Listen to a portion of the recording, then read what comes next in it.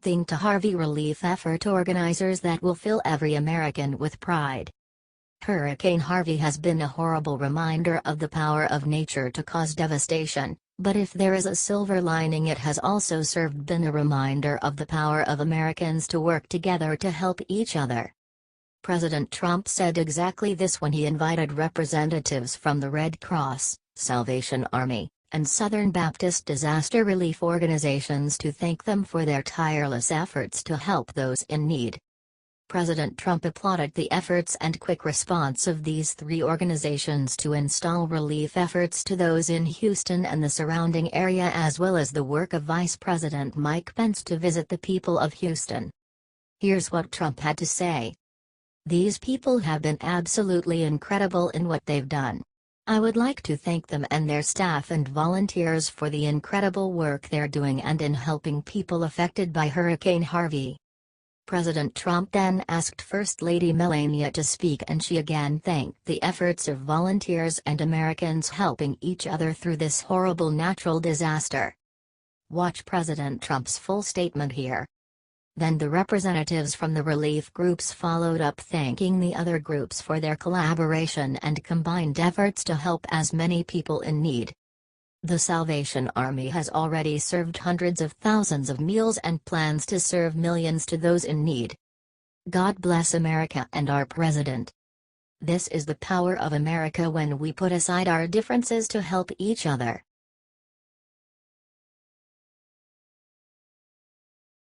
Trump is about to do the incredible to get key Democrats to betray their party.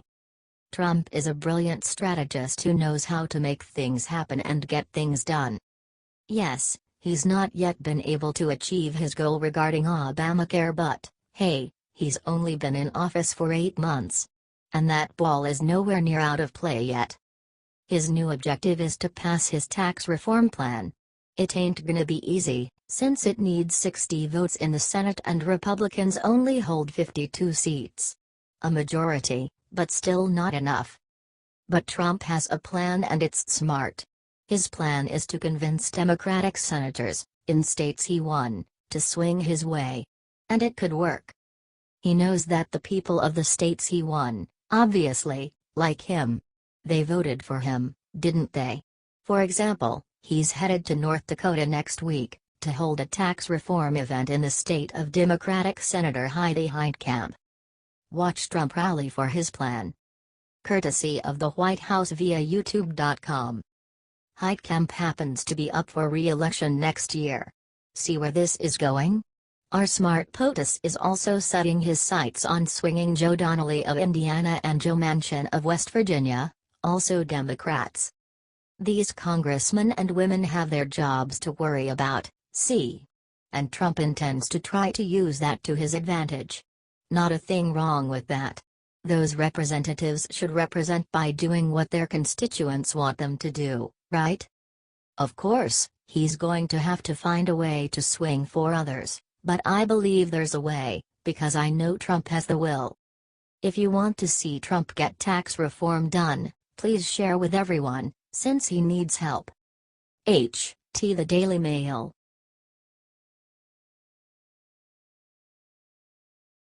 Maxine Waters just caved. Look what she said about her working with North Korea. Maxine Waters has the brains of a bag of rocks. She is now pushing negotiations with North Korea to, as she said, give them what they want. Nobody has told her that Kim Jong-un wants the absolute destruction of the United States, says MRC-TV. Based on what she said to TMZ, Waters is totally happy with North Korea telling the U.S. what to do. The United States State Department must be stacked up to deal in diplomacy, Waters said. I want us to be very careful, very alert to what is happening and to avoid war, Maxine repeated.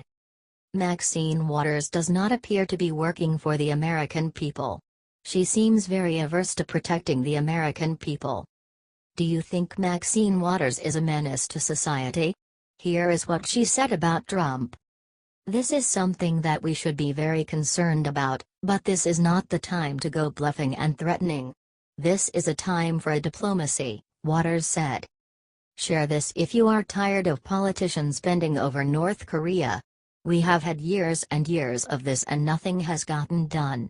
Get this out there. Expose Maxine Waters for the yellow-bellied politician that she is. Come on, get this failure of a politician voted out of office.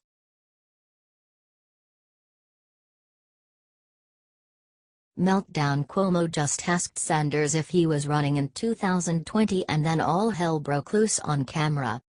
Senator Bernie Sanders has always had a history of impassioned speeches, but the tirade he let fly on CNN's Chris Cuomo was shocking to say the least.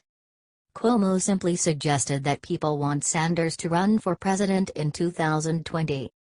Are you the messenger for this message? Cuomo asked Sanders about his book on Thursday night.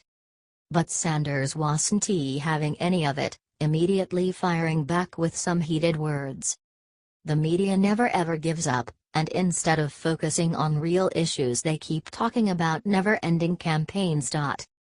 Sanders continued to slam Cuomo for constantly asking him who will run in 2020, but Cuomo surprisingly snapped back, "Yeah, because I've never liked the answer. It matters who runs." The problem with this logic is that no one will be running for a long time, and endless inquiries as to who the next president will be only distracts from the achievements of our current commander-in-chief. It is time to focus on the issues that are plaguing this country, and we already have an administration that is more than equipped to handle the job. As it turns out, Sanders agrees.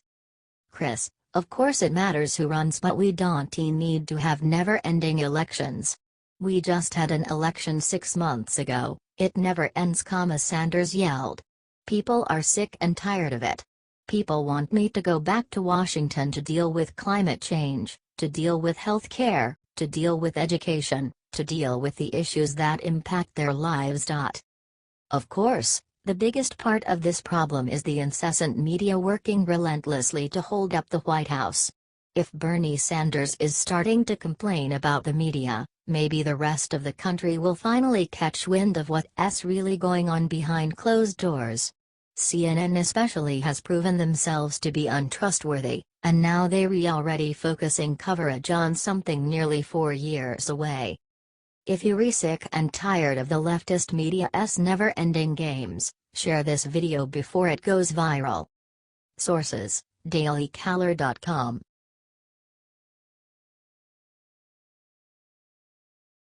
Trump just walked up to tourists in White House, grabs baby, and does something tear-jerking. President Trump surprised visitors to 1600 Pennsylvania Avenue on Thursday.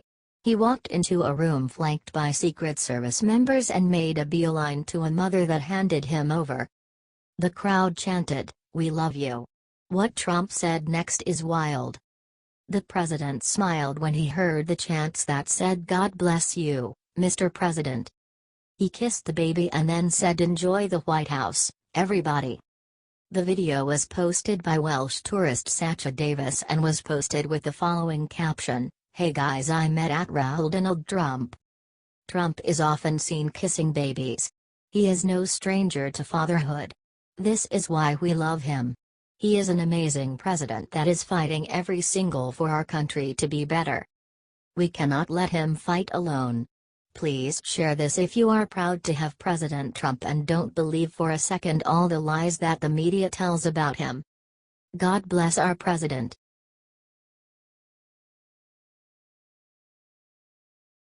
Comey doesn't want this video to get out. It shows him committing a horrible crime. Uh-oh. James Comey is in trouble. He certainly has some explaining to do. The former FBI director testified to Congress and said that he decided not to recommend charges on Hillary Clinton's case. Here is what Comey said that day under oath. He said the following single word that makes him so guilty. He said, after Rep. John Ratcliffe's office issued the following statement. As a former federal prosecutor, I can tell you that it's unheard of for a potential key witness to be present when the target of an investigation is being interviewed. In fact, I've never seen it. And Comey admitted he has never seen it. The American people have every right to wonder why this occurred in Clinton's case. This isn't the treatment anyone else in our country would have received, and it frankly appears that the outcome of this investigation was predetermined from the start, Ratcliffe said. Documents came out on Thursday that show that former FBI Director James Comey was crafting his exoneration statements before interviewing Hillary Clinton, according to Town Hall. This means that Comey lied under oath. Share this everywhere immediately, patriots. The media will not hold this crook accountable. He perjured himself under oath. Don't let this die. Keep the MAGA energy high.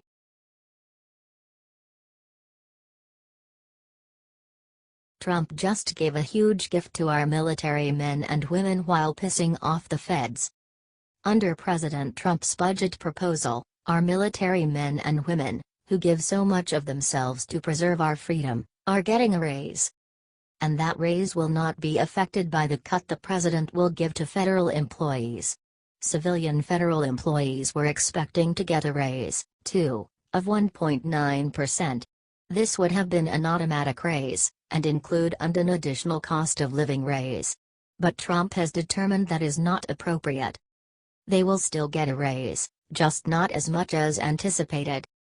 Trump explained in a letter to Paul Ryan and Mike Pence that he has authority to change federal salaries in times of national emergency or serious economic conditions affecting the general welfare.